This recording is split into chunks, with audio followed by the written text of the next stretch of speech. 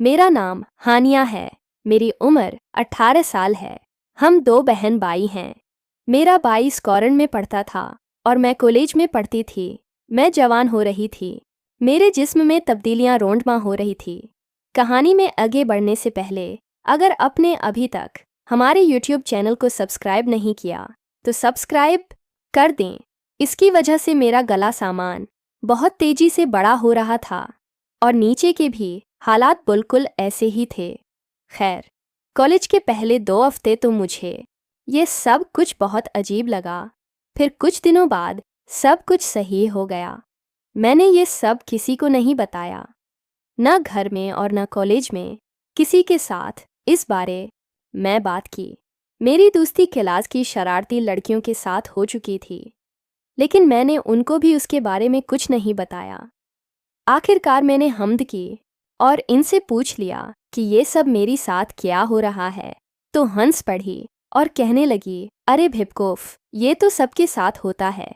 मैंने कहा, अच्छा। मैंने पूछा, ये क्यों होता है? तो वो कहने लगी, तुम्हें नहीं पता।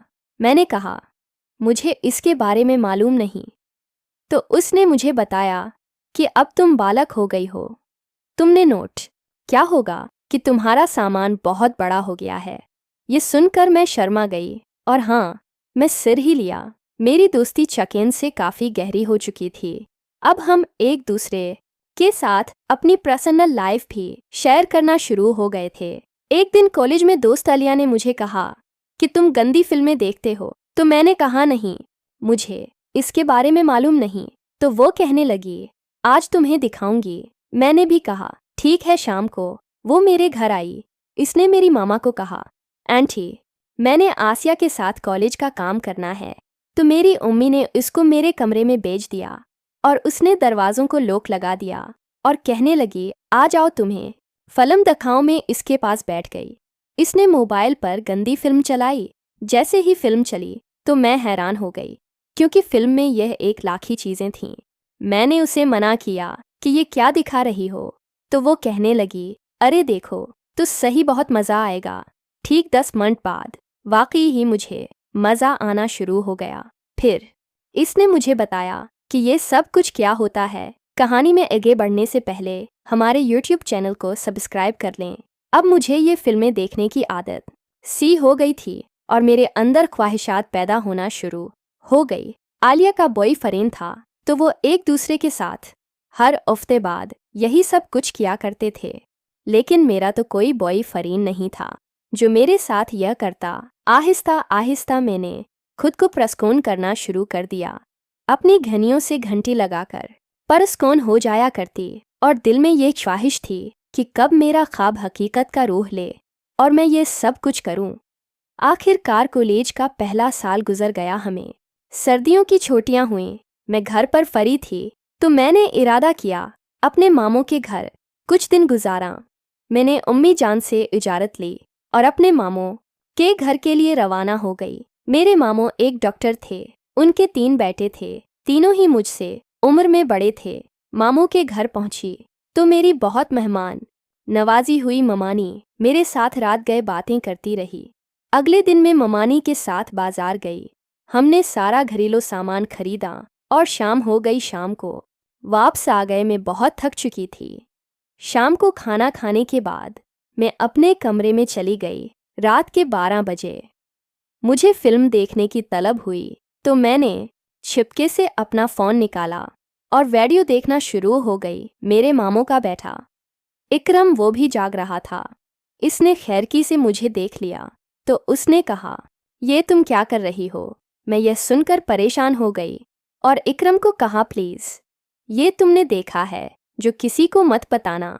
इकरम ने मुझे कहा, ठीक है, मैं नहीं बताऊंगा, लेकिन इसके बदले मुझे भी कुछ चाहिए।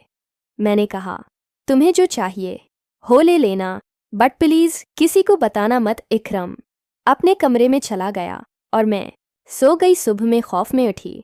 मुझे शक था कि इकरम घर वालों को बता देगा, लेकिन उसने ऐसा कुछ नहीं किया और मेरा मान रखिया। अगले दिन मामों और ममानी जान किसी दोस्त की शादी पर जाना था। वो शाम को 8 बजे घर से चले गए और कहा कि हमें लौटने में शबू हो सकती है। मामू का छोटा बेटा शादी पर साथ ही गया। बस इकरम और इसकर घर पर थे।